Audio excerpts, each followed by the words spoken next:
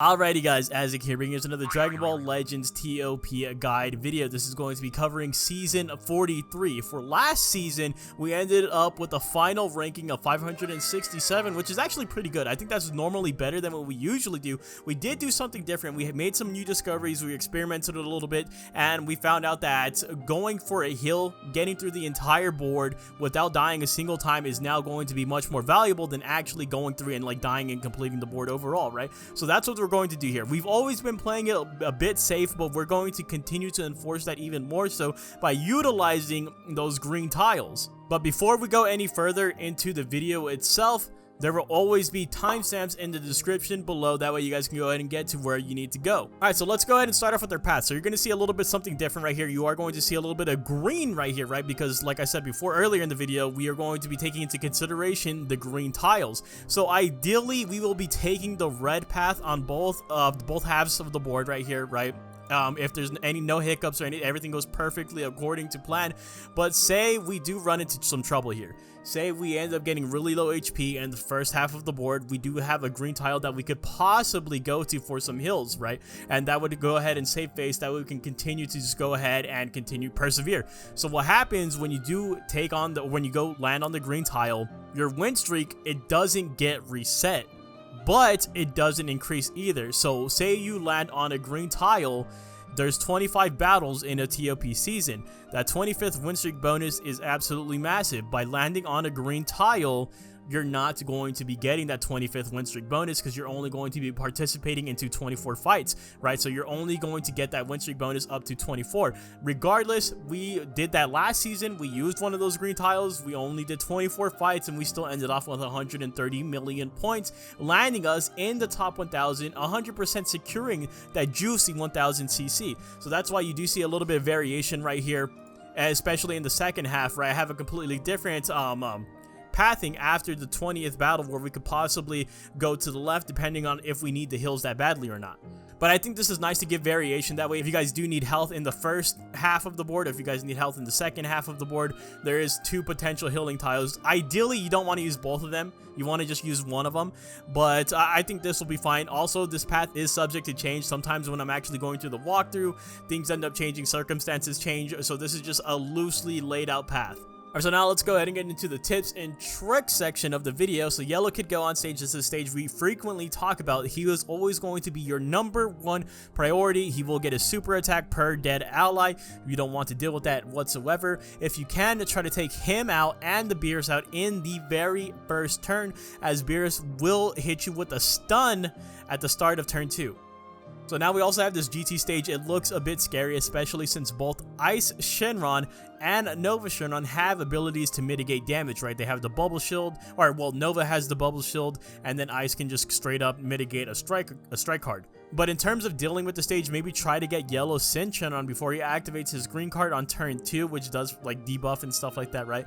And then kill Ultra Omega last, due to him buffing GT allies upon getting hit. This fight is new to me, so we kind of have to learn as we go a little bit, especially in terms of the attack formation that they're going to be using. So next we have the Sagas from the movies fight, and I underestimated them extremely so last time we met them, right? They are a very tanky team, but I still am going to go ahead and say that Gamma 2 is your first priority here, as he is a healer and he provides a lot of support for the team. But this is only a 3/5 stage, thankfully, so hopefully it's not too bad.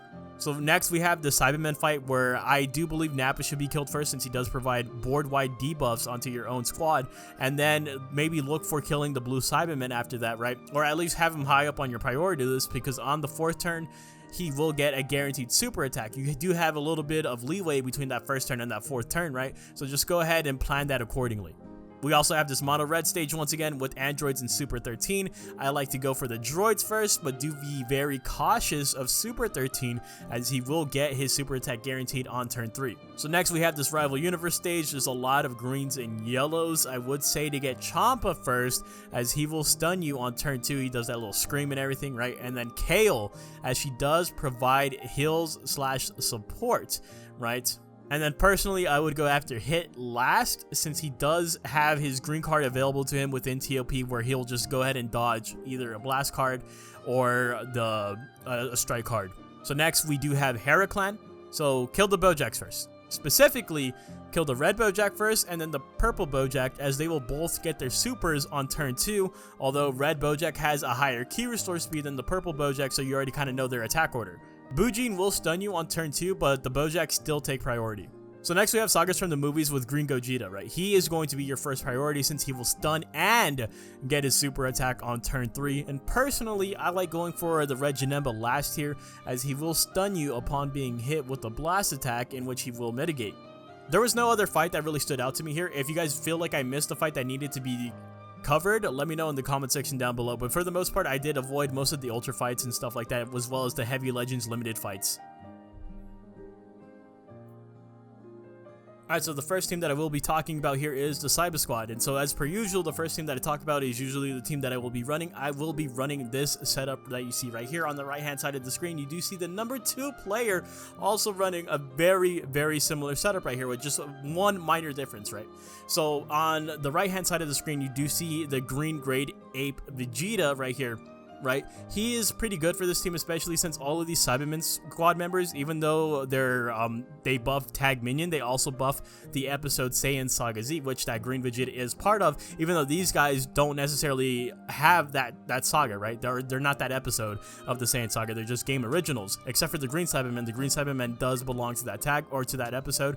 But what I have running right here is actually this yellow Piccolo, just in case, right? Because I want to survive. The whole point of this is to just survive as much as I possibly can, and this guy has an indiscriminate heal. So at the end of the turn, allies in range restores health by 2%, that activates 3 times. He covers a very wide range, right? That's 5 tiles, so 5 out of your 6 members are going to be getting healed up to 6% per fight. I think that's pretty solid. If you guys don't want to run him, there is also this green Namek Goku, who also has an indiscriminate heal. You won't be getting the 6% heal, but you will be getting a 5% heal at the start of the second turn. There is also a lot of different variations that I've seen with this team. Like right here, you do have that green ape Vegeta, you have the blue sparking Tien that I've seen, or I've even seen people go ahead and just dive all the way into A tier to go ahead and pick up this blue Nappa, which is another popular variation of this team since he does provide so much debuffs. So next we do have the Super Warriors, very solid team, right? Notable members do include the blue Tien right here, right? We just talked about him briefly from people using him on the Saiba Squad as well, right? He can restore his health by 2% at the start of the third turn. He also has support for allies in range, and it's a very big range. It's a very nice range as well. I do think he's a very valuable unit, especially for ToP. Especially, you see on the right hand side, this guy's overall ranking 60. His Tien is only at 3 stars. That might hurt him in the long run, but just the fact that he's able to accomplish this much, at least with the 3-star, I think that's pretty impressive. Personally, I would not run him because he's only 2 stars, and I'm pretty frightened about that fact. And honestly, I really like the baseball Yamcha here too, right? I think a lot of people forget about him. He does have a good range on his support as well, like buffing Super Warrior targets specifically. He also can mitigate a Blast Arts attack, right? Because he does the whole little green card thing where he bats it away, hence the baseball Yamcha.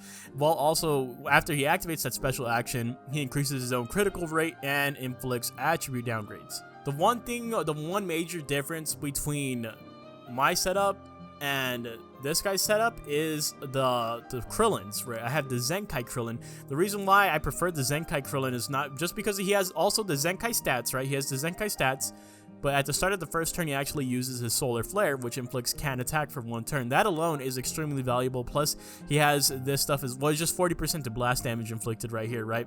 He does have death buffs. You don't really care about that, and he has buffs if Goku is defeated. He's pretty much more so valuable for that Solar Flare. I think the biggest gripe about him is the fact that he does not buff the tag Super Warriors. And then, of course, you do have Yellow Piccolo for your healing capabilities. Alright, so next we do have this Oddball team, and we have seen this team before, right? Red Turles still being an incredible unit here. We can go over him just once again, just you gotta like go ahead and prove the point right here, right? He does have a buff against Saiyans, which is something that you do see a lot of regardless of any, whether it be ToP or PvP, right? Then he has amazing debuffs here, right? He inflicts all enemies with attribute downgrade plus 15% to damage received.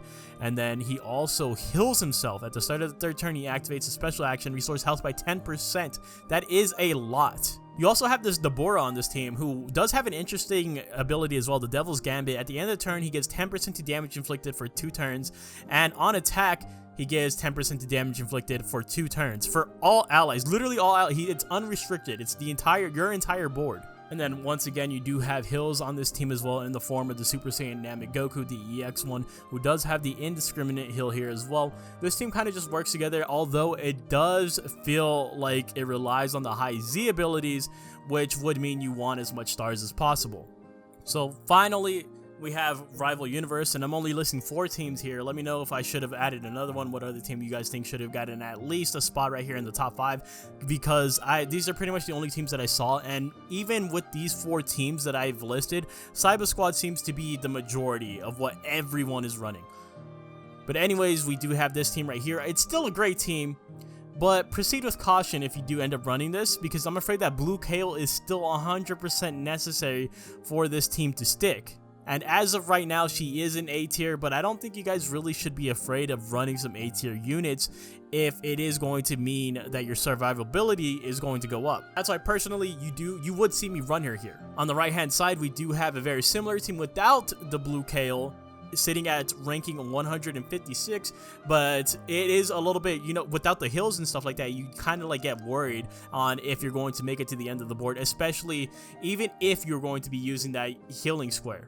Alright, so now we are at the final segment of the video where we're going to be talking about the new characters. First, we'll dive into the new tag, Vegeta and Trunks. This is going to be completely blind. Let's go ahead and show them at maximum stats right here into ToP stats. This is at Friendship Rank 1, 2,306 for the key restore speed. So key restore speed is important because that dictates your attack order, right? The higher your key restore speed, the more likely you're going to be able to attack before your opponent. I usually gauge 2,500 as a good key restore speed. Anything below that is like mediocre. 2,200 or 2,300 is still a little bit low, I would say. So let's see their arts. They have the blue card and stuff like that. Parental bonds across time. We're getting into abilities now. I'm assuming this is going to be very long. So 70% to damage inflicted, minus 20% to damage received, plus 35% to key recovery. The percentage bust on key recovery is actually huge. Like, it actually makes me feel like it doesn't even matter if their key recovery is low or not. It kind of like fixes it, right? Because usually it's just a pure number, like plus 35, like purely like just 35, not 35%. So that's pretty big. So at the end of first turn, multi-target, plus 10% to damage inflicted by ally tag future or tag Vegeta clan in range. That's the range right there. Plus 10% to own damage inflicted. At the end of the second turn, multi-target, plus 10% to damage inflicted by ally tag future or tag Vegeta clan in range, plus 15% to own damage, and plus 10% to own special move gauge. I've actually seen a couple people on the leaderboard running this guy because he is on the A tier right now, I do believe. So I could see him being an amazing support for his respective teams. So on to the second one, Pride and Determination to protect the future. On attack against unfavorable element, you will get 10% to your special move gauge. That's huge. And you perform a tag switch and reverse element factors. It activates only one time though. I think that's kind of odd that it only activates once. Okay, that's fine. Before receiving a strike, blast, or special move arts attack against unfavorable elements, you perform another tag switch and reverse element factors activates once. This effect will activate even if an ally performs a cover change. Okay, so you actually can do it twice. So at the start of the third turn, own health is 70% or below. You activate your special action, which is your green card, and from that green card, you restore health by 3%, 20% to special move damage inflicted, and 10% to special move gauge. I honestly expected them to do a lot more. This isn't bad. I'm not saying that they're bad. They are really good, but I honestly expected them to do a lot more, especially considering how broken some of these other recent LF kits have been. Alright, so now we have a Zamasu, the defense type. So once again, maximum stats right here. Let me see the ToP stats. Let me see that key. That's really low. 2,251 is really low. Has a blue card, Undying Flesh, 75% to damage inflicted, minus 25% to damage received, and you nullify attribute downgrades 3 times. After receiving an attack, multi-target, you restore own health by 1%, activates 3 times, so a total of 3%. Plus 15% to own damage inflicted, activates twice, cannot be cancelled. 10% to own special move gauge, activates twice, and you inflict all enemies with attribute downgrade plus 10% to damage received. That's amazing. It's amazing, but you have to get attacked. You want this guy to get attacked, but that's still really good. So Wisdom of an Almighty God. Start of the turn, enemies in range, inflicts attribute downgrade plus 10% to damage received, inflicts attribute downgrade minus 20% to health restoration for 1 turn. I can't speak. And before receiving a strike or blast arts, you inflict attribute downgrade minus 10% to damage inflicted for 1 turn, and inflict attribute downgrade minus 10% to special move gauge charge rate for 1 turn. And before receiving a special move arts attack, multi-target, minus 10% to damage received, inflicts any attribute downgrade minus 10% to damage inflicted for 1 turn. Okay, I mean, he has a ton of debuffs, and I really like it, but I think this is the best one right here. You want him to get hit. You definitely want him to get hit. So now let's take a look at the EXs. We'll start off with the Goku right here, right? So again, maximum stats, ToP stats, 2,455 for the key restore speed is not bad at friendship rank 1. He does have the blue card right here, only 1 ability since it is just an extreme unit. On hit, target is element blue. You get 20% to damage inflicted. And before receiving a strike arts, allies in range perform their cover change. Oh, undiscriminate cover change? That's actually pretty damn good. I hope this guy gets... I think this guy's going to be really good. They usually put the EXs in higher tiers. So he can perform a cover change and minus 20% to own damage received until opponent's attack ends. That activates 1 time. I like that a lot. So at the start of the turn, plus 50% to damage inflicted for 1 turn, minus 20% to damage received. Applies buff effect, nullifies attribute downgrades 1 time. And after receiving an attack, multi-targets... restores own health by 2%, activates twice. Wow, that's really good. Plus 10% to own damage inflicted, activates twice. 5% to damage inflicted by allies in range, activates 3 times. And cancels enemy attribute upgrades, activates twice. Wow. Wow. I think he's amazing. I think this guy is amazing. Alright, so now finally, last but not least, we have the god Vegeta. So we'll do the same damn thing. Maximum stats, ToP stats, 2,341. A little bit more on the lower end right here. Has the blue card, Father's Pride. Has debuffs. 60% to damage inflicted, minus 20% to damage received, and plus 50 to key. This is what I'm talking about, right? So it's usually just a plain number, not a percentage, right? Just plus 50 to key recovery, can't be cancelled. At the start of the turn, if there are at least 4 other allied tag Vegeta clan, that's a lot. You're asking for a lot there. I mean, at least 3. I think 3 is fine. 4 is pushing it. You want a lot of Vegeta clan members with this guy. So plus 15% to own blast damage, plus 10% to own special move damage, plus 15% to damage inflicted by allied tag Vegeta clan for 1 turn, plus 10% to special move gauge charge rate for allied tag Vegeta clan for 1 turn. That's actually pretty damn good. If you are running Vegeta clan, this guy is going to be damn good. So inflicts enemies in range with attribute downgrade, plus 15% to blast damage received for 1 turn. I think, no, honestly, this is pretty solid, but I don't see him having a spot outside of like Vegeta clan, or at least running those 4 Vegeta. You want this passive. All right, so that being said, that's gonna go ahead and wrap it up for today's video. Hopefully you guys did enjoy. If you have any questions, comments, or concerns, let me know in the comment section down below, especially if you have any info that you guys especially if you guys have any info that I might have missed, right? Because that happened on the last guide video there, and I want everyone to be able to see that and be able to be as educated as possible for this specific game mode, because it can be a bit confusing. They do often change things, especially the way that the fights go. Like, even when you're looking at these fights right here, like, they all look terrible. There's so many ultras everywhere, right? So we kind of just have to really stick together here. Everyone's goal is still the same in terms of getting that 1,000 juicy CC. Thank you guys so much for watching. If you guys enjoyed the content, make sure you guys do leave a like, a comment, maybe even consider hitting that subscribe button, and I'll see you guys in the next one. Later!